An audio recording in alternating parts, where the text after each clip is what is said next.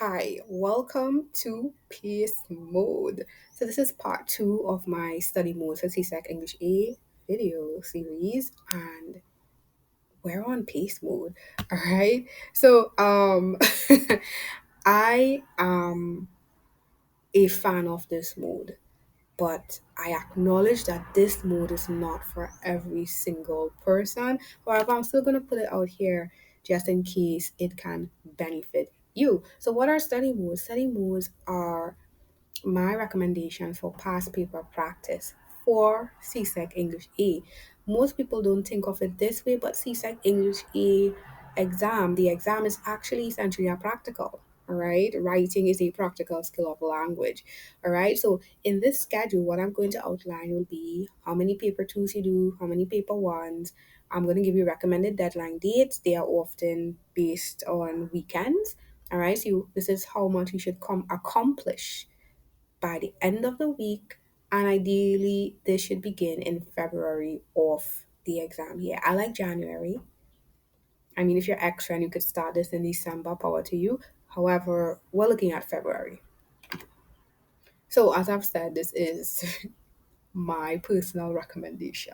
Ms Chanelle, I like this mood, right? However, you can probably see why this may not work for everybody. This is how I now realize it can't work for everyone, although I do still recommend it.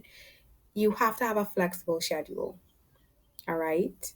If you don't have a flexible schedule, you need to have a determined mindset, and that's exactly how you need to think of it. Are you willing to make the time to do it? Or do you have the type of willpower to just get it done? And the reason that I like this particular method is because, again, the past papers are practical. You don't really have to study a lot of content for English A. You don't have content until you open the past paper and you see what the questions are.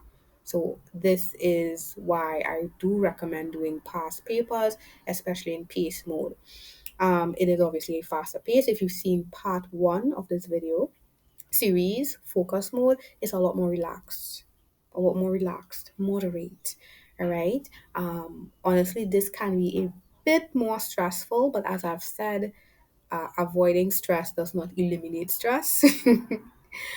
Avoiding your challenges definitely will increase your stress. All right, so it might be a bit more stressful, but you can achieve more. So please bear in mind that this is something that can work with your schedule and with your mindset. All right, with this schedule, you're going to do 4 paper 2s and 4 paper 1s each month. Awesome, right? I think so. So this is what I would recommend in February. Again, you're seeing my deadline dates, which are weekend-based dates. Um, this is you're doing a full paper, full paper. So it's actually a lot easier to track your score.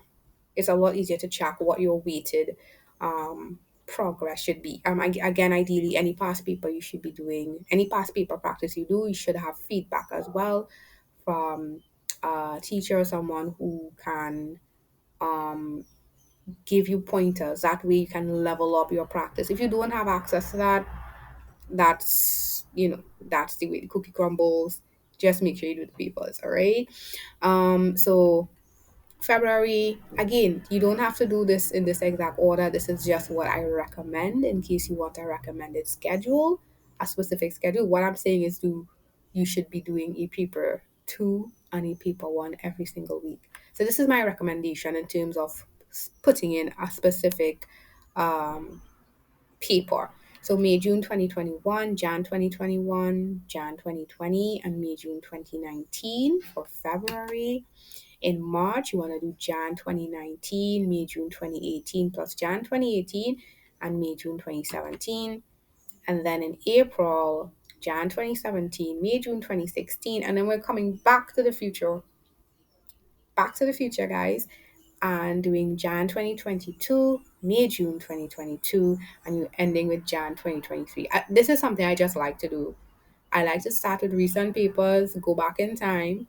Um, we can't go back too far in time with with paper 2 sometimes because the paper changed within the last 5 years, right? Um, but I do love to ensure that when we're close to the exam date, that you're doing more recent papers. So your finale should be Jan 2023. So how many papers will you cover?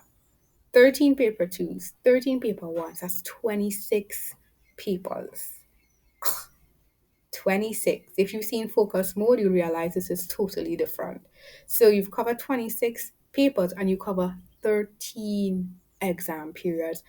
Compare that to the 7 exam periods you would cover in focus mode. However, I would still say if you don't think you have the time or the mindset to do this, please use focus mode. All right, just look for the playlists and see what focus mode looks like if you haven't seen it as yet, and you can incorporate it into your schedule. Again, if this was beneficial to you, or if you have any recommendations or suggestions, comment or contribute. And of course, you can subscribe and share to someone who needs this information.